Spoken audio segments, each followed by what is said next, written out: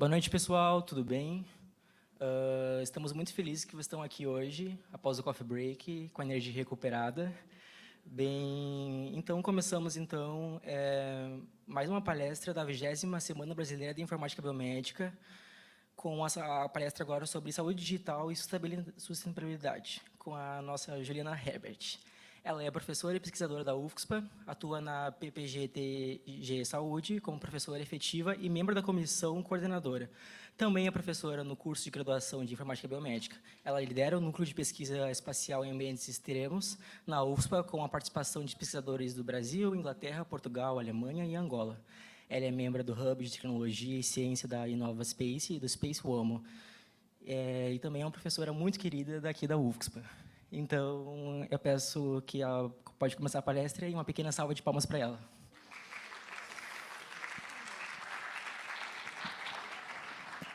Boa noite, pessoal. Bom, depois dessa apresentação, agora vai ficar mais difícil ainda para eu dar a palestra, porque eu fiquei emocionada. Muito obrigada.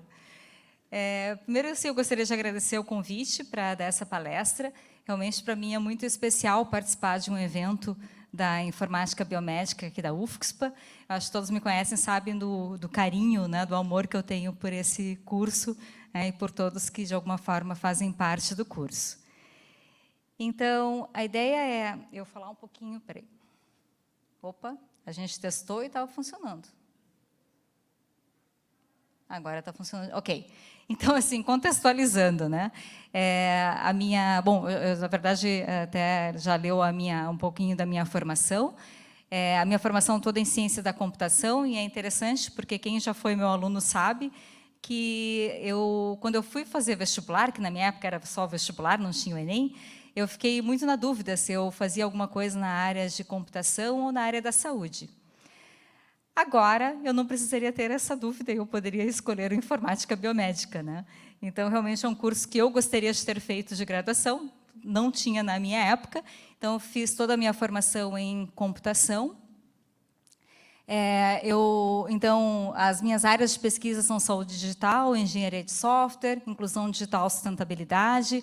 Então, como também já foi, né, mencionado, eu coordeno, junto com a professora Thaís Russomano, que é a palestrante, né, da próxima apresentação, o Núcleo de Pesquisa Espacial em Ambientes Extremos, aqui da UFSPA, e muito orgulhosamente, como, né, eu tinha comentado, então eu atuo aqui no curso de Informática Biomédica na UFSPA. Então, e aqui eu coloquei algumas fotos, assim, lembrando de alguns momentos muito legais, assim, que de alguma forma, né, eu fiz parte do nosso curso. Essa foto aqui de cima, deixa eu ver se eu consigo, não sei se eu vou conseguir apontar. Ah, sim. Essa foto aqui de cima foi de uma missão científica que foi organizada em 2018 pelos alunos da informática biomédica, e que eu organizei, na verdade, mais o programa lá, foi em Montevidéu, no Uruguai, então fomos, né, com 22 alunos para lá. Foi uma semana muito especial, muito legal. E aqui a gente tem fotos, né, aqui tem a Marília, que foi a palestrante, né, agora da tarde, e temos fotos aí das formaturas, né, que nós tivemos. Então, que eu tive a honra, né, de participar, de conseguir fazer o discurso e apresentar tanto presencialmente quanto remotamente. Dentro do curso, então, eu sou responsável por essas disciplinas aqui, que estão em verde, né, como regente. Sou colaboradora da interface homem-máquina e já atuei nessas disciplinas que são listadas aí abaixo, né? Então, como eu disse, eu realmente, né, tenho um carinho todo especial e uma admiração pelo curso em si. Mas falando um pouco, então, né, já indo falar, né, já começando a falar sobre o tema dessa palestra, né?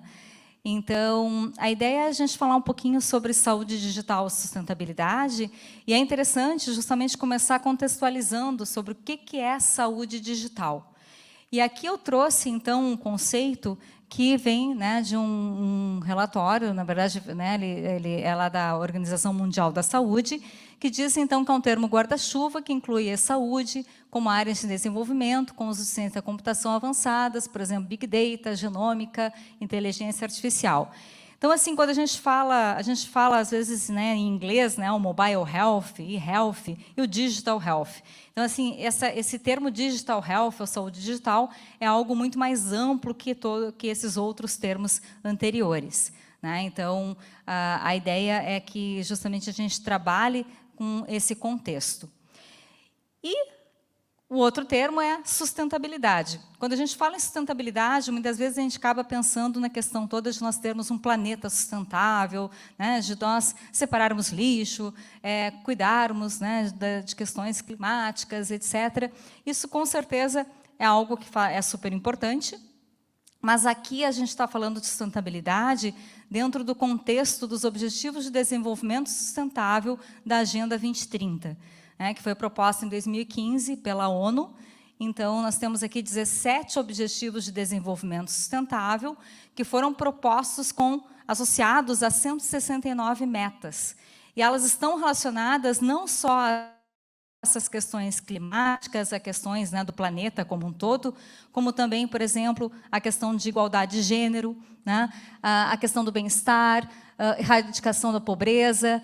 Então, toda essa ideia de adequação de qualidade, quer dizer, a gente está falando aqui de sustentabilidade num conceito muito mais amplo, que a ideia é que as pessoas realmente possam ter condições para o desenvolvimento das suas capacidades, o acesso, né, a uma série de questões, e a uma série, por exemplo, com relação à educação, com relação à saúde.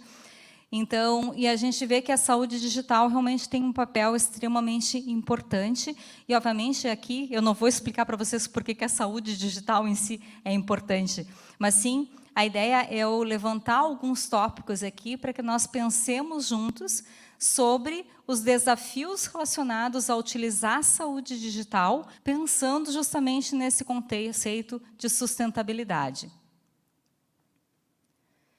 Então, ok.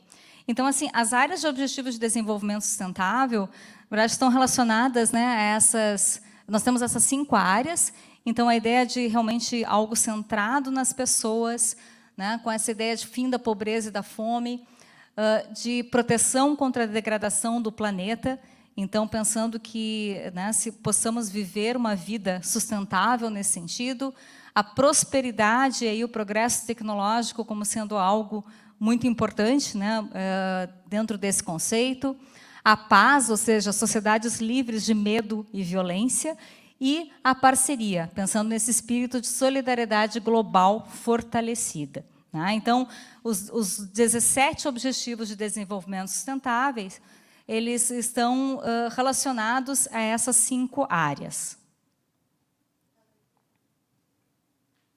Ok. E, bom, olhando, então, as publicações que nós temos na Organização Mundial de Saúde, existem várias que estão relacionadas à ideia da saúde digital. Então, aqui eu trouxe algumas apenas.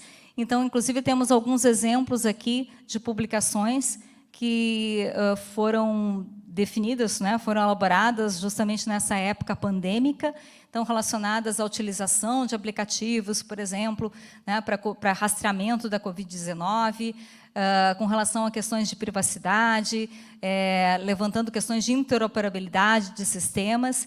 Mas aqui eu gostaria de ressaltar, e eu vou falar um pouquinho mais, sobre esse primeiro documento, que é a Estratégia Global em Saúde Digital, que está prevendo, então, essa estratégia global de 2020 a 2025. Tá?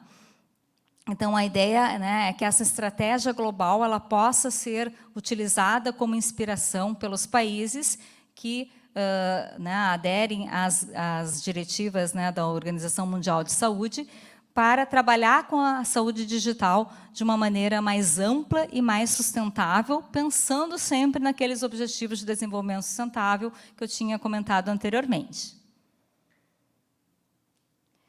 Aqui nós temos o parágrafo falando da visão dessa estratégia global.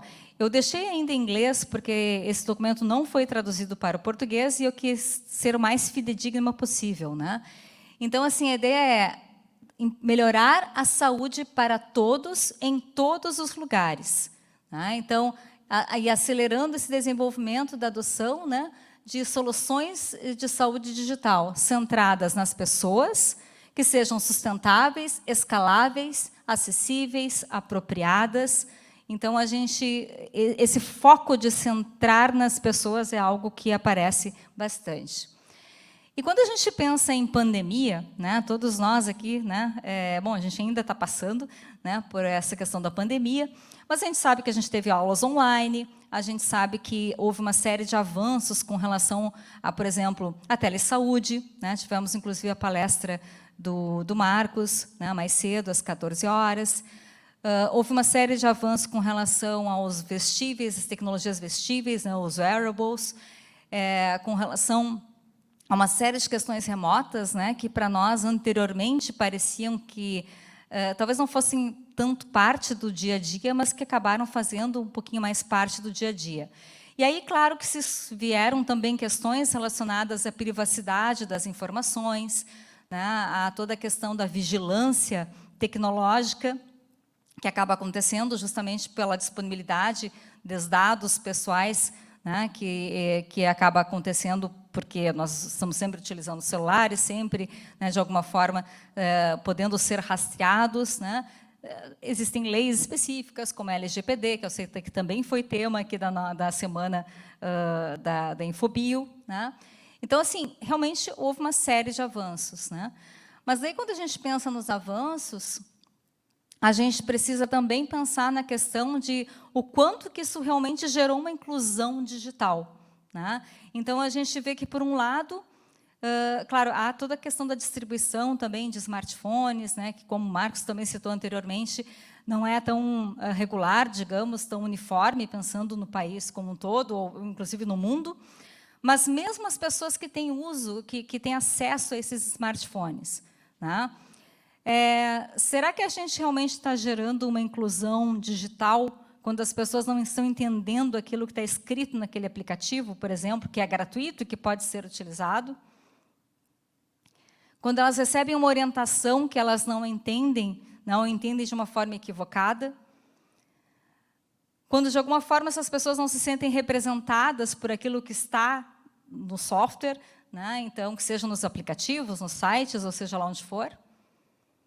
Quando a gente fala, eventualmente, né, em igualdade, equidade de gênero, e a gente, então, tem, né, aplicativos que são feitos todos em rosa, porque, afinal, falam da saúde da mulher. Então, assim, será que tudo isso realmente está gerando a inclusão digital, né? E para mim, um charge que é extremamente tocante é essa primeira aqui do menininho, né? Então, na questão toda das aulas remotas. Então, assim, a gente sabe que tem a questão toda do acesso em si aos equipamentos, à estrutura, a recursos, mas, além disso, há uma questão também de, mesmo com as pessoas, quando, de alguma forma, têm acesso, será que essa saúde digital realmente está preparada para trabalhar com esse conceito sustentável, pensando lá nos 17 ODS, nos Objetivos de Desenvolvimento Sustentável? Né? E como é que fica a Infobio no meio disso tudo? Qual é o nosso papel como informática biomédica? Né? Qual é o nosso papel, não só como atores, eventualmente, principais em determinados projetos, em determinados contextos, mas também como influenciadores nesse contexto de uso da saúde digital? Tá? Então, é sobre isso que eu gostaria de conversar um pouquinho com vocês hoje. Bom, e pensando justamente nesse contexto, né, eu tenho, inclusive, alguns alunos de mestrado que estão trabalhando nessa área assim, de saúde digital com sustentabilidade. A gente teve esse artigo, quer dizer, a gente encontrou esse artigo que foi publicado em 2022 por pesquisadores da Universidade de Castilla-La Mancha, né, da Espanha, que fala justamente, que relaciona essa ideia do software com a sustentabilidade. Tá? E, especificamente, nesse artigo, são apresentados 3 conceitos que são bem interessantes, que são o primeiro, que chama o Software Sustainability, o SOS, que é a ideia de que a gente desenvolva o software, né, e como foi apresentado anteriormente, eu sou professora de engenharia de software, então, que a gente desenvolva o software considerando que esse desenvolvimento ele precisa ser sustentável. Então, esses aspectos eles sejam considerados durante o próprio desenvolvimento, durante o processo de desenvolvimento em si. A gente também tem o conceito de software como parte da sustentabilidade, como ele sendo uma das dimensões relacionadas à sustentabilidade. Então, que a gente tem a sustentabilidade dependendo de recursos, de pessoas e de software. E a gente tem o terceiro conceito, que é a sustentabilidade pelo software, ou seja, o software, de alguma forma, gerando toda essa questão da sustentabilidade, contribuindo de uma forma direta para que essa sustentabilidade possa ser alcançada. Tá? Então, a gente vai falar principalmente desses dois últimos conceitos, e principalmente, na verdade, desse último conceito, do software como uma forma, né, de garantir que essa sustentabilidade possa ser mais ampla. E voltando para aquele documento de estratégia global de saúde digital, que eu tinha comentado anteriormente, que foi desenvolvido pela Organização Mundial de Saúde, aqui a gente tem os princípios, né, os princípios base, digamos, que foram utilizados para o desenvolvimento deste documento. E um dos princípios é justamente esse segundo que eu ressaltei ali, que é reconhecer que iniciativas de saúde digital requerem uma estratégia integrada. Né? Então, o que é essa estratégia integrada? É a gente conversar sobre saúde digital não como sendo algo, né, de responsabilidade apenas das pessoas da informática, ou especificamente da informática biomédica, ou apenas dos profissionais da área de saúde, ou apenas dos usuários, mas como sendo algo que, na verdade, precisa ser entendido realmente por todas as pessoas que, de alguma forma, se envolvem. E aí a gente não está falando apenas de aspectos técnicos. Esses aspectos técnicos, eles precisam ser conhecidos para que justamente a gente possa considerar essas dimensões e possa entender quais são as implicações dessas dimensões, pensando nesses aspectos técnicos. O que eu quero dizer com isso? Por exemplo, né, a gente entender melhor como é que funciona a questão de inteligência artificial, machine learning, né, baseado em dados, mas esses dados, eles vão ter algum viés, não vão ter algum viés? Como é que vai ser feito esse tipo de coisa? Né? A gente precisa entender a questão toda dos riscos, a gente precisa entender a questão da confiabilidade do software, precisa entender como é que esse software vai utilizar os dados, não só no contexto, por exemplo, da LGPD, da Lei Geral de Proteção de Dados, mas também de alguns aspectos técnicos, né? E isso, como eu digo, não é um conhecimento que deve ser só dos profissionais da informática biomédica, mas a gente está falando também de conhecimento de todas as pessoas que, de alguma forma, se envolvem no processo de desenvolvimento, para que a gente, daí, a partir deste conhecimento, possa promover realmente a questão da sustentabilidade. Então, pensando isso e ainda, né, considerando esse documento, a gente está falando o quê? Que isso tudo deve acontecer através de uma estratégia robusta, né, integrando tudo isso. E aí a gente fala dos determinantes como um dos determinantes importantes, né, com relação ao alcance, ou aumentar esse alcance da saúde digital, como sendo essa questão da alfabetização digital, ou da digital literacy. Né, Digital Health Literacy seria o termo em inglês. Né? Então, esse conhecimento que é mais amplo, que não é só um conhecimento técnico, mas realmente é uma apropriação, né, de como tudo isso está sendo definido, como é que está sendo utilizado. Isso pode acontecer, na verdade, com relação a vários aspectos. Esse aqui é um outro artigo também muito interessante, que apresenta justamente essa ideia da inclusão digital como um determinante social da saúde. Como eu disse, a gente teve uma aceleração de utilização de saúde digital como um todo, nessa época de pandemia, né? Mas essa aceleração, que, por um lado, foi muito interessante justamente para aumentar o acesso de muitas pessoas, também acabou aumentando, né, esse gap das pessoas com relação a esse acesso à saúde.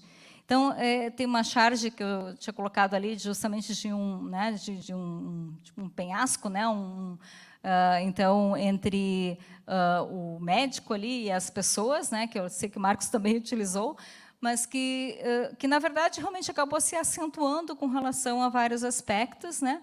E, como eu disse, eu não estou falando só de não ter acesso à internet, não ter acesso a equipamentos, mas no momento que que as pessoas que estão utilizando o software não conseguem entender o que está escrito, né, o que está sendo solicitado, que tipos de informações estão sendo apresentadas, isso também acaba excluindo, né? E aqui também outros 2 artigos que são muito interessantes, que falam, por exemplo, o primeiro deles, né, todos esses artigos que eu estou apresentando foram publicados em 2022. Então, o primeiro fala justamente da ideia da desinformação.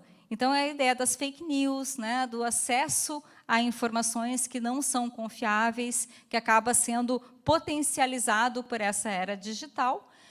E, ao mesmo tempo, a gente não potencializou a questão da literacy, dessa questão da alfabetização das pessoas com relação a entender quando é que uma informação realmente ela é adequada, ela é verdadeira, não é verdadeira, né? E falando aqui no contexto da saúde, obviamente o contexto é muito mais amplo, mas falando no contexto da saúde, vocês imaginem o perigo justamente, né, da gente fazer uma divulgação em massa de informações através de meios digitais, de informações que sejam que não sejam verdadeiras com relação a algum cuidado de saúde, por exemplo, com relação a algum tipo de orientação. E esse artigo aqui de baixo também fala justamente da necessidade dessa abordagem multi-stakeholder. Então, o que é stakeholder? São as pessoas que, de alguma forma, estão envolvidas, né, em um projeto, em um processo e tal. Então, assim, desse envolvimento geral das pessoas. E justamente eu acho que a informática biomédica ela tem muito a ver com essa ideia de um envolvimento interdisciplinar, né? Então, a gente não tem um conhecimento só dos profissionais da saúde, só do pessoal da informática, a gente tem informática biomédica aí no meio, e justamente a ideia é que existem vários desses conhecimentos, várias dessas responsabilidades, né, que estão relacionadas justamente a questões éticas que precisam ser compartilhadas entre todas as pessoas. Bom, e aí eu entro um pouquinho mais na questão, né, por exemplo, de desenvolvimento de software, pensando em saúde digital. Tem esse quadrinho aqui do Gilbert, que é bem utilizado pelos professores de engenharia de software, como eu, por exemplo, né, que fala justamente do levantamento de requisitos. Então, da dificuldade, né, levantamento de requisitos é aquela ideia de que assim, a gente vai começar a desenvolver um projeto e eu preciso, então, entender, né, o que aquele projeto vai conter, qual é o escopo, quais são as funcionalidades, né, quais são as características que precisam ser consideradas naquele projeto. Então, assim, eu lembro que na época que eu fiz lá a graduação, que faz muito tempo, e melhor não citar datas, mas a gente falava assim que, né, o usuário nunca sabe o que quer. E, na verdade, a gente sabe que a gente, às vezes, acaba falando também agora, né, mesmo agora, em 2022, esse tipo de coisa, mas e aí a gente conversa muito, né, em aulas de engenharia de software e tal, mas assim, por que de repente o usuário não sabe o que quer? Por que eventualmente, por que as pessoas muitas vezes acham, né, que poxa, mas desenvolver software, então assim, o software ele pode ser desenvolvido em qualquer prazo, de qualquer forma, né? Então assim, por que vai levar 5 meses, 6 meses? Faz para o mês que vem, é um negócio que vai lá, programa rapidinho e pronto, né? Então assim, de quem é toda essa responsabilidade, né? Não é apenas, poxa, mas o pessoal não entende, né? Mas assim, tem um papel social nosso também de justamente apresentar a informação de o que é um processo todo de desenvolvimento, quais são as características que precisam ser consideradas, por que o desenvolver software, por exemplo, não é uma coisa assim que a gente faz de um dia para o outro, né? E aí, quando a gente fala na questão da alfabetização, ou se literacy, ou literacia em português, que não é um termo que a gente utiliza muito, né? A gente fala de vários aspectos. Então, tanto, por exemplo, do ponto de vista pessoal, quanto do ponto de vista organizacional. Então, por exemplo, quando a gente fala no pessoal, quando a gente fala em usuários, a gente pode utilizar aí a avaliação de usabilidade, para a gente verificar se realmente esse software está sendo fácil de ser utilizado. A gente trabalha com a ideia de requisitos não funcionais, que é a ideia de que a gente analise questões de segurança, de privacidade, então, da própria usabilidade, quer dizer, de características de alguma forma de qualidade. Quando eu falo em equipes de desenvolvimento, a gente tem uma série de técnicas de engenharia de software que são utilizadas, né, que são apresentadas, que são exercitadas.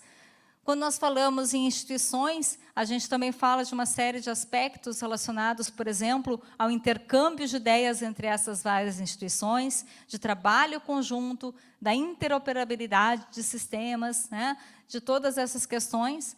Mas Quando a gente pensa na questão toda de quem demanda o sistema de software, às vezes esses demandantes eles acaba ficando um pouquinho obscura, assim, realmente a responsabilidade dessas pessoas. E isso, como eu disse, não é uma, poxa, mas eles não sabem, então isso é um problema deles. Não, é um problema nosso. Né? E justamente dentro dessa visão, como eu disse, né, do software sustentável, a gente precisa pensar no processo todo da saúde digital como algo amplo, em que todos, de alguma forma, têm responsabilidade e que precisam, e que a gente precisa contribuir, de alguma forma, para essa alfabetização digital. Então, quando a gente fala em ciclos de desenvolvimento de software, a gente tem vários ciclos de desenvolvimento, vários exemplos de ciclo. Né? Eu vou falar um pouquinho mais aqui de um ciclo, então, que, né, falando de um ciclo que a gente chama de iterativo, né, incremental, quer dizer, a gente faz várias iterações, a gente faz várias vezes, passa por todas essas etapas, né? E a gente tem uma outra questão importante também, que, na verdade, não está associada só apenas à questão da saúde digital, mas se a gente vai olhar os projetos de software como um todo, por exemplo, a gente tem esse Chaos Report, que é lançado de 2 em 2 anos, então o último foi lançado em 2021, que diz que apenas 31% dos projetos de software, né, então, no mundo, claro, de acordo com uma amostra, mas de acordo, né, então, foram considerados projetos de sucesso. Então, a gente tem toda uma fatia aqui de projetos que tiveram, ou foram considerados falhos, né, que falharam, ou então que tiveram problemas graves. Bom, então, o que acontece? Quando a gente fala, né, dessa alfabetização, desse conhecimento que outros profissionais, não só os de informática ou de informática biomédica, precisam ter, então, assim, falando de cada uma das etapas de desenvolvimento, né? Então, por exemplo,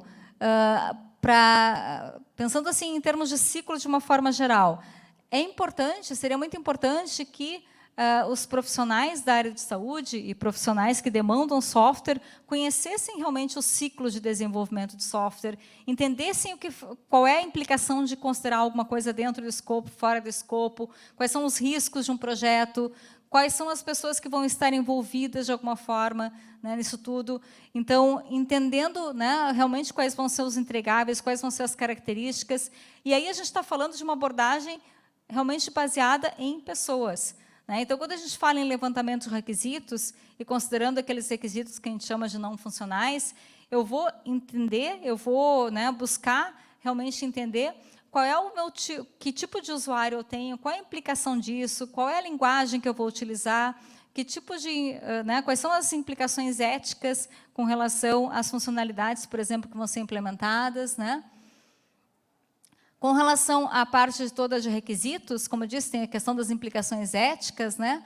E a gente está falando, então, assim, de informações de domínio, ou seja, como eu disse, essa questão toda da linguagem, né, utilizada no software, vocês vejam que, né, um problema que às vezes acontece, né, em consultas com médicos, profissionais de saúde, que as pessoas ficam com vergonha de perguntar alguma coisa. Então, vocês imaginem um software que apresenta alguma informação e que eu não entendo direito, mas que eu preciso, de repente, marcar ali um sim ou um não. Né? Qual é o tipo de cuidado que a gente precisa ter justamente com essas informações? Questões de privacidade e segurança. Mas eu coloco um termo, né, super explicadinho lá, explicando como é que esses dados vão ser armazenados na nuvem, quanto tempo eles vão ficar, como é que eles podem ser, qual é o acesso deles, né, quanto tempo eles vão ficar armazenados. As pessoas realmente vão ler todo esse termo, elas vão entender a linguagem daquele termo, elas vão entender todas as referências às leis que estão sendo colocadas naquele termo. Então, quais são as alternativas que nós temos? Como é que nós podemos cuidar para que as pessoas realmente entendam as implicações de eu fornecer ou não fornecer dados, né, para aquele meu software? Outra coisa importante com relação à questão toda de desenvolvimento, de codificação. Então, assim, a gente está falando de que, claro, não é que todas as pessoas precisem entender e saber codificar, saber, né, desenvolver, mas entender um pouquinho ideias básicas, por exemplo, de algoritmos, para entender, por exemplo, a gente está falando, né, de aprendizado de máquina. Esse aprendizado de máquina, o machine learning, acontece a partir de dados. Esses dados, eles podem estar extremamente enviesados. E, assim, qual a implicação disso? O algoritmo vai identificar esse tipo de viés? Não vai identificar? Qual é a implicação de que, eventualmente, meu sistema de apoio à decisão vai utilizar como dados, né, a base desses dados, com determinado viés? Como é que essa decisão, qual é o viés que essa decisão também vai ter? Né? Então, eu estou falando de entendimento de uma forma geral, e a gente fala aí, por exemplo, de inteligência artificial transparente, dessa transparência, né, em todos esses processos, justamente para que as pessoas tenham esse conhecimento, e claro, aí eu não estou falando de usuários de forma geral, mas aí, por exemplo, os profissionais de saúde que de alguma forma estão envolvidos nos projetos, que tenham esse tipo de conhecimento para que possam, né, tomar as devidas providências, né, para que esse software realmente gere a inclusão. Tá? Então, conhecimento também para profissionais da saúde na área de teste de software. E aqui eu autorreferencio um artigo, né, que eu publiquei lá em 2016, que justamente ele está relacionado a uma disciplina optativa que foi oferecida aqui na UFSPA em 2016, que eu ofereci aqui, para profissionais que não fossem da área de desenvolvimento de software. Então, a ideia é justamente de como é que a gente desenvolve teste de software, por exemplo, para profissionais que não são da área de desenvolvimento. Tá? Mas, bom, então, assim, como eu disse, a ideia, né, era falar um pouquinho assim, de vários aspectos que, de alguma forma, devem ser considerados, pensando nos profissionais da saúde, pensando em profissionais de outras áreas, não só de informática. E aqui eu vou citar alguns exemplos de projetos que foram desenvolvidos no contexto das disciplinas de Engenharia de Software 1 e Engenharia de Software 2, da Informática Biomédica aqui da UFSPA, que sempre envolveram, então, os clientes reais. Né? Por que a gente chama de clientes? Né? Esses clientes não são profissionais de outras áreas, que não são da informática, que apresentam um problema real, e esse problema real, então, é desenvolvido pelos alunos em grupos, e esse software, depois, ele é utilizado, então, gratuitamente. Né? Então, esse usuário, né, esse cliente, digamos, ele tem o compromisso de se envolver durante todo o processo de desenvolvimento, tá? E ele recebe, depois, lá no final, esse software, e ele tem o compromisso de utilizar o software de forma gratuita. Então, em geral, é usado no contexto SUS, ou então para ensino, né, para pesquisa, para esse tipo de coisa. Né? E aí a gente tem justamente esse envolvimento desse usuário no processo todo de desenvolvimento. E aí acaba sendo uma experiência muito interessante, né, muito legal, porque daí as pessoas entendem melhor como é que acontece todo esse processo e conseguem se envolver um pouco mais também nessa solução. Tá? Inclusive, tem um trabalho também de uma outra orientanda minha, definindo, né, uma forma, um processo um pouco mais formal desse envolvimento dos clientes, digamos, nas disciplinas de engenharia de software. Mas, bom, eu vou citar, como eu disse, alguns exemplos, só que não está passando o slide. Ah, espera aí, agora eu passei 2. Beleza, obrigada. Então, esse aqui foi um exemplo de um software que foi desenvolvido lá no primeiro semestre até de Engenharia de Software 2, então chamado Balance, que teve... Opa! Será que eu cliquei aqui ou vocês que passaram o slide ao slide anterior? Não está voltando. Está indo para isso, esse. Obrigada. Está ótimo. Então, esse aqui a gente teve como cliente, digamos, uma professora da fisioterapia, e a ideia então, é um software que foi desenvolvido para utilização em smartphones e para substituir um exame de equilíbrio que é feito com uma plataforma. Então, assim, essa plataforma acaba sendo cara, não sendo disponível, né, em qualquer lugar. Então, a ideia justamente foi desenvolver esse software para ser utilizado no celular. Inclusive, aqui um dos autores é o Rodrigo Diglio, que foi também palestrante aqui da Semana Acadêmica, da Semana, né, da Informática Biomédica. E a ideia é que, então, o paciente, né, coloque, ele acaba fixando esse celular aqui na cintura, né?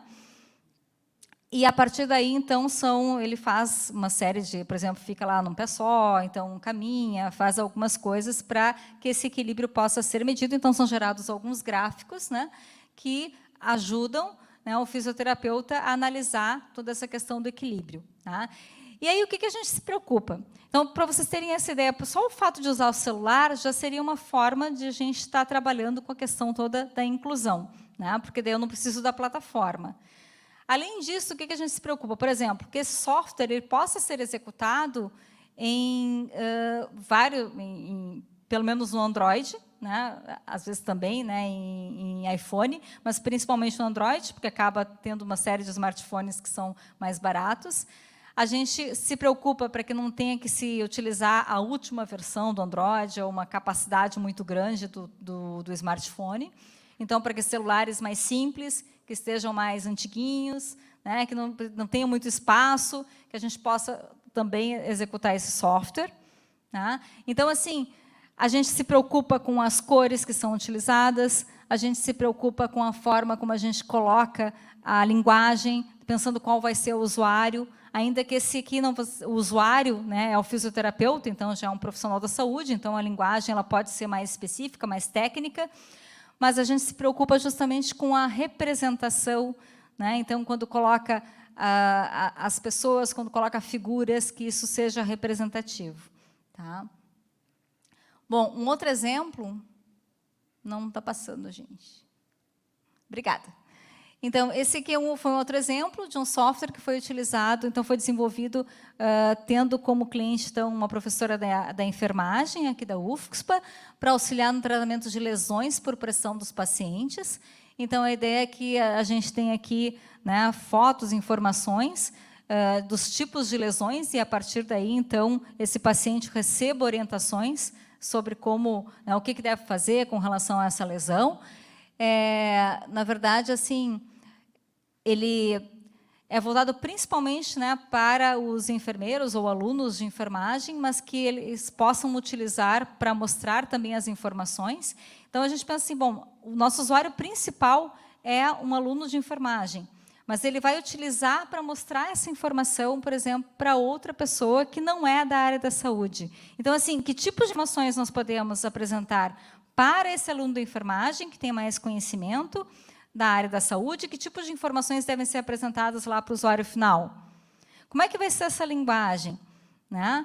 Então, todas essas informações, de alguma forma, são consideradas e são discutidas lá com o nosso cliente. Não está passando. Ops. Acho que o pessoal... Okay. Beleza, obrigada. Esse outro software é interessante porque a gente faz assim, análise sensorial, né? Então, assim, é um software que foi desenvolvido tendo como cliente uma professora da área de tecnologia de alimentos aqui da UFSPA. E então a ideia foi justamente tratar, né, para, digamos, utilizar esse software para que as pessoas fizessem lá, experimentassem, né, alguns alimentos que sejam produzidos, sejam preparados pelos alunos da gastronomia ou de tecnologia de alimentos, e, a partir daí, justamente, apresentassem suas impressões. Mas o que tem a ver com sustentabilidade? A gente está usando uma forma digital, em vez de utilizar papel, né? Então, também tem a ver com esse conceito. A questão toda de linguagem, quem vão ser as pessoas que vão fazer parte, né, desse tipo de experimento? Então, assim, pensando na questão toda da linguagem, então, pensando como que esses dados vão ser utilizados. Então, a gente identificou, por exemplo, que as pessoas são voluntárias, em geral, né? E a gente identificou que muitas pessoas iam experimentar essas refeições usando já isso como uma espécie de, bom, isso que vai ser minha janta, porque assim eu não vou gastar com a janta. Qual a implicação disso para a pessoa fazer uma análise sensorial e qual a implicação disso pensando na questão do software? Né? Na porção que vai ser apresentada, em como que essas informações vão ser apresentadas, vão ser solicitadas para a pessoa. Vocês entendem? Quer dizer, não tem nada a ver com o software em si, mas tem a ver com o contexto de uso.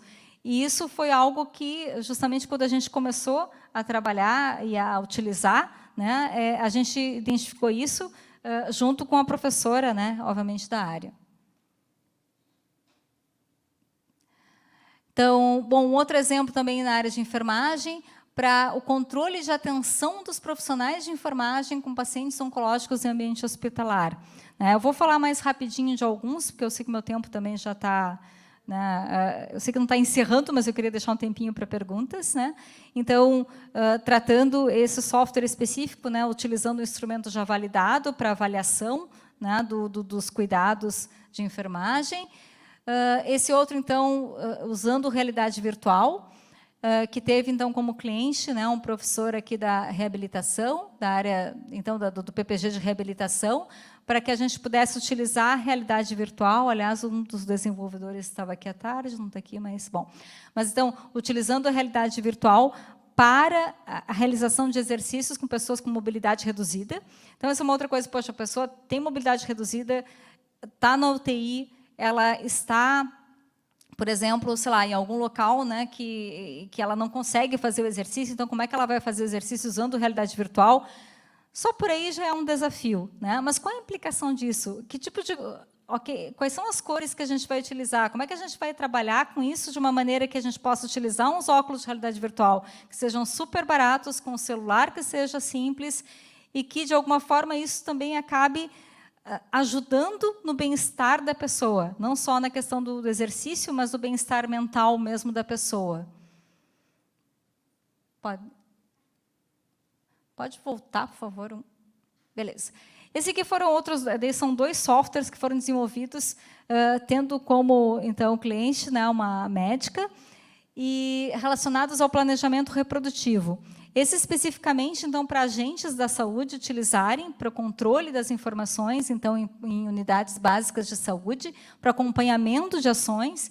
E aí foi uma coisa muito interessante, né? Daí aí a Graziela, uma aluna, já defendeu o mestrado, já está no doutorado, né? Então, que justamente trouxe, né, a vivência da unidade básica de saúde, no qual, então, a gente tem toda a questão do problema do controle das ações de planejamento reprodutivo, no sentido de que instrumento ou meios, né, contraceptivos que não sejam adequados sejam utilizados em determinados contextos para determinadas mulheres, e que não seja feito o acompanhamento, não seja feita toda a questão de realmente de informação, não sejam fornecidas as informações adequadas para que essa mulher possa voltar à unidade básica de saúde para continuar, né, o seu acompanhamento com relação ao planejamento reprodutivo.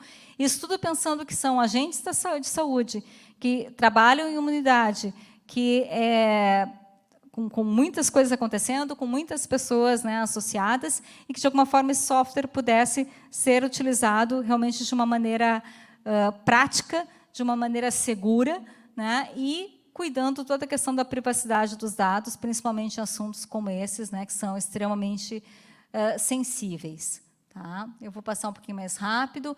Foi desenvolvido também aqui uma plataforma de e-learning, né, para que, então, esses vários métodos, né, contraceptivos pudessem ser apresentados e que esse conhecimento pudesse ser disseminado de uma forma adequada.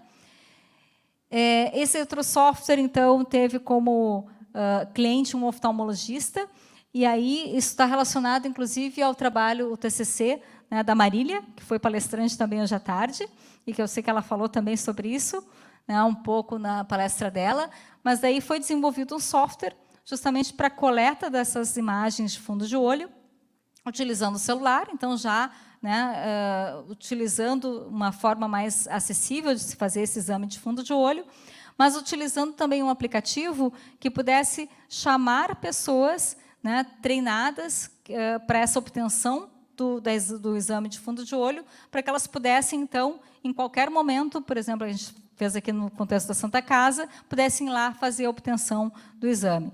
Então, assim, por exemplo, que as pessoas pudessem estar fazendo uma consulta, né, habitual, e alguém pedisse, então, um exame de fundo de olho, esse exame pudesse ser obtido de uma maneira confiável, e a imagem é enviada ao oftalmologista, né, que faz análise, e depois isso é utilizado, então, para triagem, para verificar a urgência desse paciente, então, em ter a consulta com o oftalmologista, né?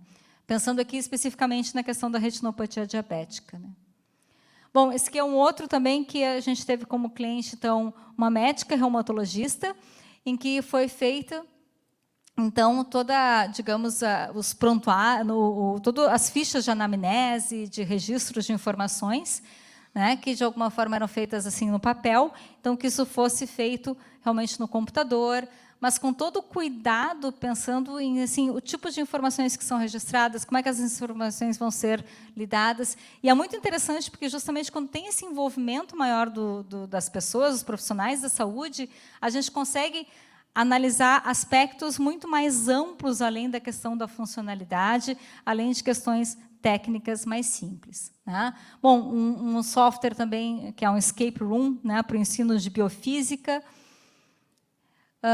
Tivemos um outro aqui também para jogos, né, para crianças e adolescentes com deficiências múltiplas, que foi de um projeto conduzido por mim e pela professora Isabel, em que, na verdade, a gente tinha o objetivo de trabalhar com tecnologias assistivas, daí veio a pandemia, a gente acabou trabalhando justamente com a ideia de que desenvolver jogos que pudessem ser utilizados pelo terapeuta ocupacional, e auxiliando, né, os pais ou cuidadores dessas crianças com deficiências múltiplas a realizar, então, a terapia ocupacional.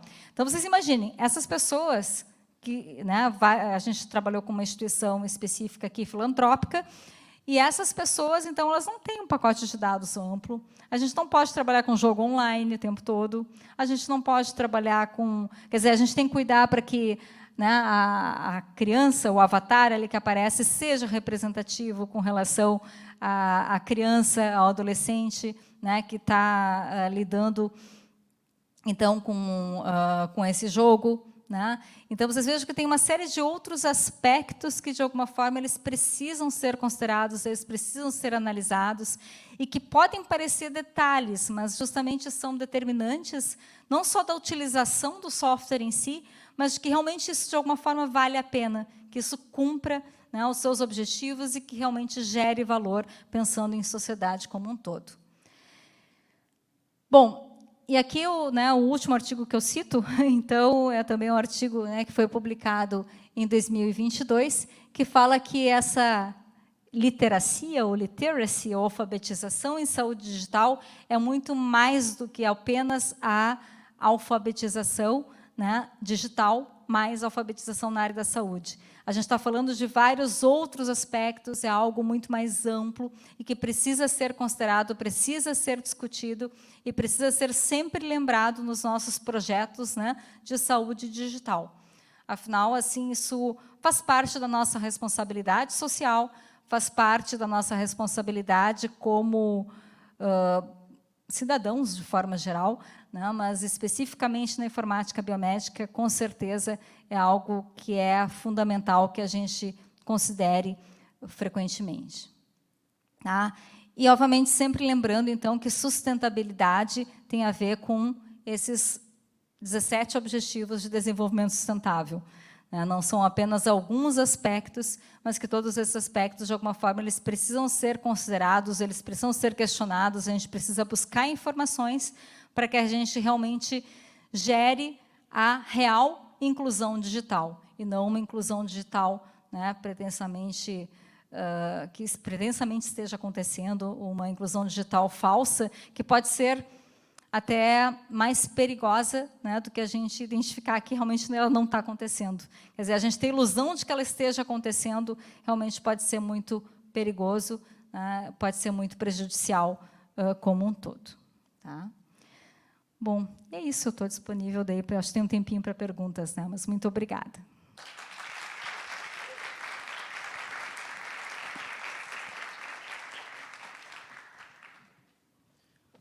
Muito obrigado, prof. Juliana, com certeza contribuiu muito, estamos muito felizes de ter participado nessa 20ª Semana da Informática Biomédica. Então, agora a gente faz um intervalo até às 7h45. A próxima palestra vai ser sobre a medicina espacial quanto a isso humano. Antes disso, se você tem alguma dúvida, a gente vai ter aí com você com o microfone. Não? Então, façamos o intervalo agora. Muito obrigado, pessoal. Mais uma salva de palmas para a Juliana.